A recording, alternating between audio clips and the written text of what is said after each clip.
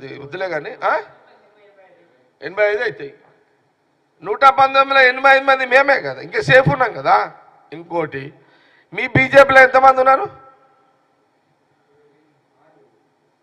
ఇప్పుడు మేము బీజేపీలో ఎంతమంది ఉన్నారో లెక్కాల్సి వస్తున్నది. మేము ఇప్పుడు మీ పరిస్థితి అట్లుంది. 8 మీ దాంట్లో మనసు మార్చుకొని ఎవరన్నా 4-5 వచ్చినా రావచ్చు. బీజేపీలోకించి ఒక 5 మంది రావచ్చు. వస్తే ఎంత అవుతుంది మా గవర్నమెంట్కి, సీఎం రేవంత్ రెడ్డికి? 90. ఇంత క్లారిటీ ఉన్నాక లక్ష్మణ్కి ఎందుకు మైండ్ పని చేస్తలేదు నాకు అర్థం కాలేదు.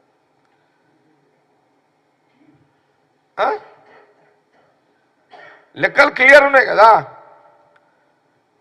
మీరు మా గాంధీ భవన్ మీడియా నా లెక్కలు ఇదంతా మీరు లైవ్లలో తీసుకోకపోతే మెజార్టీ కొంత media, electronic media, print media చూసేటోళ్ళు కొంత అరే ఇది కరెక్టే కదా, కొంత క్లారిటీ మీరు కూడా మీ బాధ్యత కూడా చేయండి ఇది. ఎందుకంటే బీజేపీ లక్ష్మణ్ గారు కన్ఫ్యూజ్ చేస్తున్నాడు. కన్ఫ్యూజ్ అంటే వాళ్ళకి ఏంటంటే ఒకటే బీజేపీ వాళ్ళకు, ఒకటి దేవుడు, 2 కన్ఫ్యూజ్. ఒకటి దేవుడు, 2 మోసం.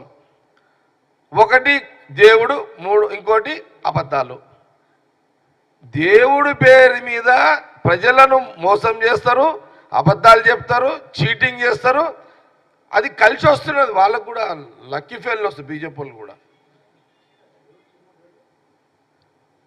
కాబట్టి తెలంగాణ కాంగ్రెస్ గవర్నమెంట్కి ఇప్పుడున్న 65కి బీజేపీ వాళ్ళ నుంచి ఒక 5 మంది, ఇండ్లకేంచి ఒక 20 మంది వాళ్ళు మనసు మార్చుకొని వస్తే మేము 90 సీట్లకు మా క్లారిటీ ఉంది.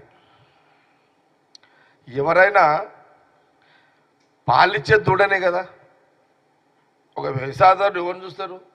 పాలిచ్చే దూడనే పట్టుకుంటారు. మేము పాలిచ్చే ఆవులము, పాలిచ్చే ఆవులం మేమంతా. ఎవరు పావిచ్చే ఆవునే కదా, పాలిచ్చే చూస్తారు కదా. మన అసలేమో పాలిచ్చే బర్రె అంటాం మనం.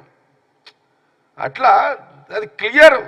కాంగ్రెస్ గవర్నమెంట్, సీఎం రేవంత్ రెడ్డి గారు, మా మినిస్టర్లు, మా ఎమ్మెల్యేలు సేఫ్.